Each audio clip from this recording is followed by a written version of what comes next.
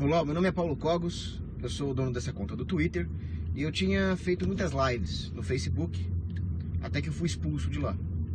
Então agora, finalmente, eu descobri que é possível fazer lives no Twitter, então faço aqui a minha primeira live. Essa live se chama Sérgio Moro, a toxina do Brasil. Ele é uma das figuras mais tóxicas do Brasil e eu vou explicar por quê. Muita gente que está assistindo a essa live vai dizer que eu sou petista, que eu apoio o Lula. Então eu já vou ser bem claro desde o começo. Eu odeio o Lula, eu odeio o PT, mas não pelos motivos que levam a maioria das pessoas a odiá-lo. Explico. O Lula deveria ser punido, sim. Aliás, ele deveria ser condenado à morte. Eu ficaria muito feliz se o Lula estivesse andando por aí e uma águia derrubasse uma tartaruga na cabeça dele e o matasse, igual aconteceu com Ésquilo. O problema é a nossa atitude moral diante da figura do Lula. Nós queremos que ele seja punido pelos crimes reais que ele cometeu ou porque ele tirou uma lasquinha do Estado? Será que nós realmente prezamos pela lei natural, pela lei de Deus, ou nós prezamos pelo mesmo sistema que levou o Lula ao poder? Nós prezamos pelo sistema que nos oprime. O Lula deveria ser condenado à morte pela tomada de 3 pinos. Ele deveria ser condenado à morte pelos impostos, pelas regulações econômicas, pela ajuda que ele deu a outros ditadores comunistas como Maduro na Venezuela, como Fidel Castro em Cuba, os terroristas islâmicos do Hamas, o Foro de São Paulo, a tentativa de implantar uma União Soviética Latina, Unasul. Isso deveria ser motivo para ele ser punido, mas ele está lá por causa do triplex, aquele negócio de trevandar. Ele deveria ser condenado à morte pelo Bolsa Família e todo o empobrecimento, toda a dependência econômica que ele gerou. Mas não é por isso que ele está lá. A nossa atitude moral diante do fato é mais importante do que se o Lula vai ser condenado ou não. E o Sérgio Moro é uma figura tóxica em tudo isso. O fato é o seguinte: o sistema, de vez em quando, ele precisa expurgar algumas de suas peças contaminadas, algumas de suas peças que perderam totalmente a capacidade de gerar capital político. É mais ou menos o que o Stalin fazia. Mas numa democracia, esse expurgo é muito mais sutil do que aquilo que Stalin fez. Mas é preciso, então, no processo de expurgo, fazer com que a população separe aquilo que está sendo expurgado do sistema. Esta separação é ilusória. Foi o sistema que colocou essas peças ali. Mas para que o sistema se mantenha, ele precisa expurgar. O Lula é descartável. Para o sistema tudo é descartável. Para o sistema você é descartável, eu sou descartável. O Estado é contrário a Deus. É claro que eles vão te descartar, vão descartar o Lula. Ninguém ama o Lula aqui. Tem que ser muito palhaço para gostar daquele cara. O trabalho do Moro é dissociar o Lula do sistema que o levou ao poder. Mas não pensem que esse sistema se mantendo, que outros Lulas não virão. Claro que virão e virão piores. O sistema tem uma estratégia. O sistema manipula as pessoas para que elas continuem apoiando. E com isso eles criam bodes expiatórios dentro do próprio sistema. As pessoas odeiam o Estado? Não. Vamos canalizar esse ódio pro Lula, pro soldadinho, não para a estratégia. O Estado está em guerra conosco. Portanto, eles tentam nos manipular para que nós nos tornemos mais indefesos. Sun Tzu, na Arte da Guerra, se não me engano, capítulo 3, posso estar errado. Ele dizia, é mais importante do que combater aquele soldadinho, aquele tenentezinho, é combater a estratégia do inimigo. E a estratégia do inimigo é justamente causar cisânia social, canalizar a energia das pessoas para manter as contradições do sistema político ao invés de destruir a política. E é esta estratégia que nós deveríamos atacar, e é esta estratégia que o Moro está nos impedindo de atacar. O Lula é um soldadinho do sistema. E essa estratégia, que Sun Tzu muito bem relata, já está na Bíblia. Efésios capítulo 5, versículo 11. Não tome parte nas artimanhas do maligno, mas a exponha. Eu estou expondo aqui. Esta estratégia de fazer com que a população não mais se indigne contra as violações do sistema. As violações ao nosso próprio direito natural. O que nós estamos fazendo é outra coisa. Nós estamos indignados porque o Lula pegou uma parte do dinheiro do sistema para comprar o triplex. Nós estamos indignados com a ingratidão do Lula para um sistema que o levou ao poder. Ou seja, nós realmente estamos idolatrando o Estado. Nós somos escravos que querem mais feitores. E a nossa bronca com os feitores não é a chibatada que ele nos dá. A nossa bronca é quando o feitor para de dar as chibatadas para tomar uma cervejinha, para pegar umas mulherzinhas. Isso é relativização moral. E o resultado disso é a expansão do totalitarismo. Vejam, a expansão do governo ocorre toda vez que nós perdemos o apreço moral pela humanidade. Isso está escrito em Alexis de Tocqueville. Ele se referia mais a um apreço técnico, a capacidade do homem gerir os seus próprios negócios. Toda vez que um homem defende um certo grau de estatismo, ele está demonstrando o seu desprezo pela humanidade, a sua falta de apreço pela natureza humana.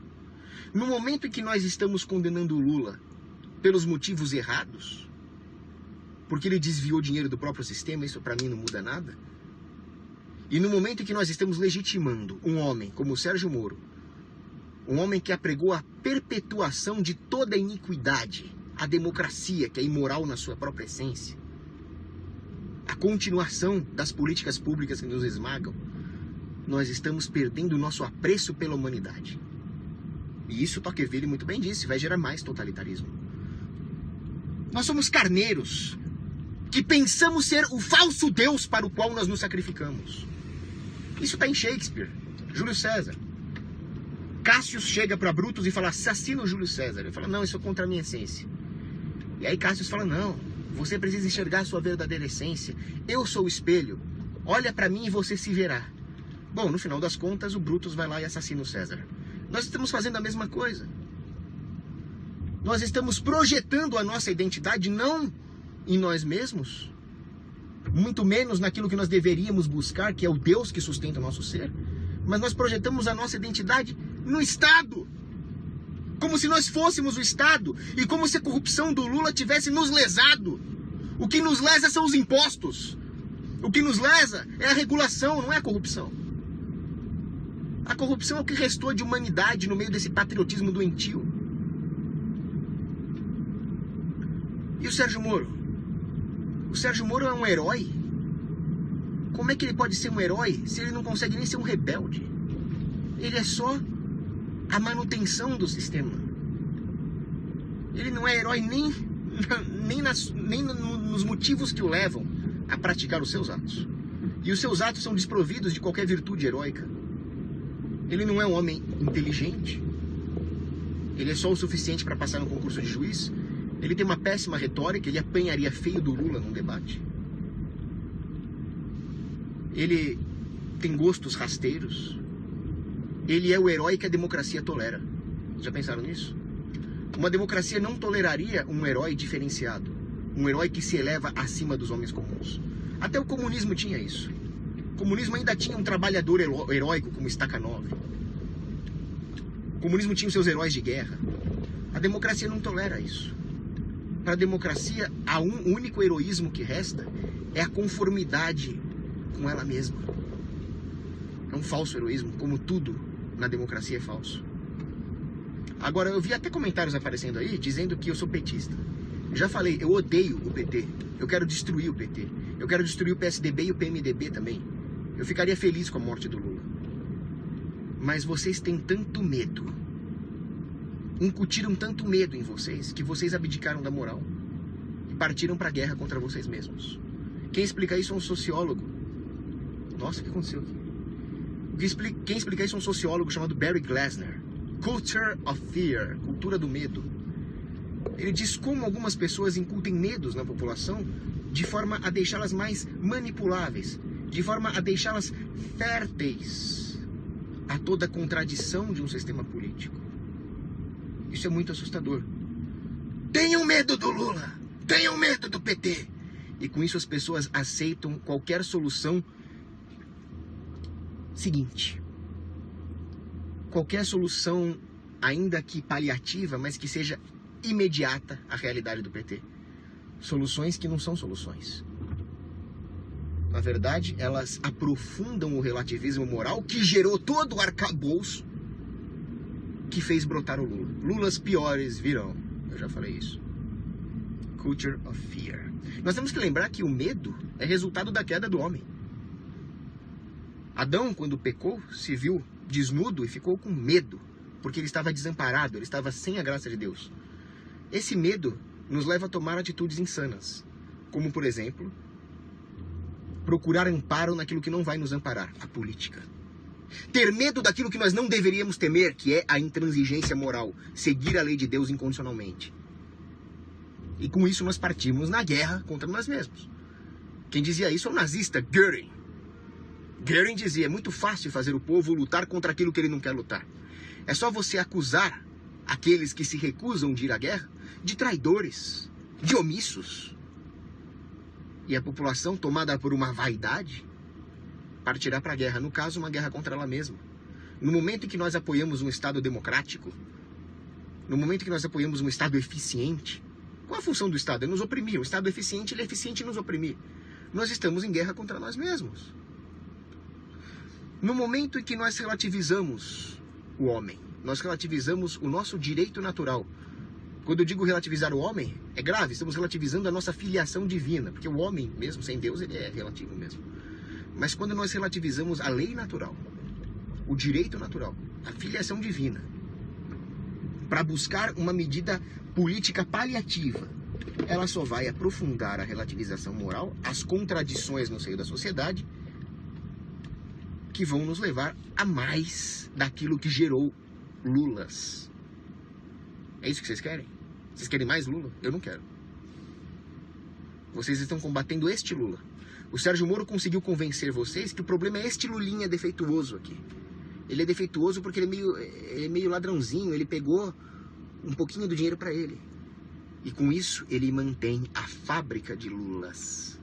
Entendem? Não, mas é importante que o governo tenha mecanismos para se balancear. Não caiam nessa mentira.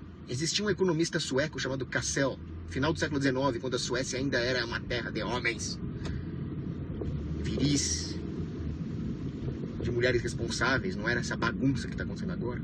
Mas Cassel dizia o seguinte: o parlamento é incapaz de limitar um governo, porque ele é incapaz de representar um povo. Só um homem pode representar a si mesmo. Esta é a falácia da representação.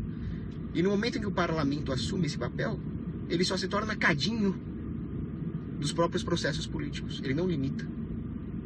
E é o complemento. Um governo pode até abdicar de alguma expansão pontual no curto prazo, no momento em que ele admite esses falsos mecanismos de limitação. Parlamento, Moro, Ministério Público. Mas na verdade ele está investindo em si próprio. Ele está investindo na sua própria expansão, já que o governo faz com isso, com que as pessoas mantenham a sua fé no sistema. E é claro, nenhum parlamento, nenhum Ministério Público realmente poderia atender às necessidades reais de um povo. Eles só servem de cadinho para que o governo haja e aprofunda a sua capilaridade totalitária no tecido social, valendo-se da própria legitimação que o povo empresta, por causa da própria existência desses mecanismos.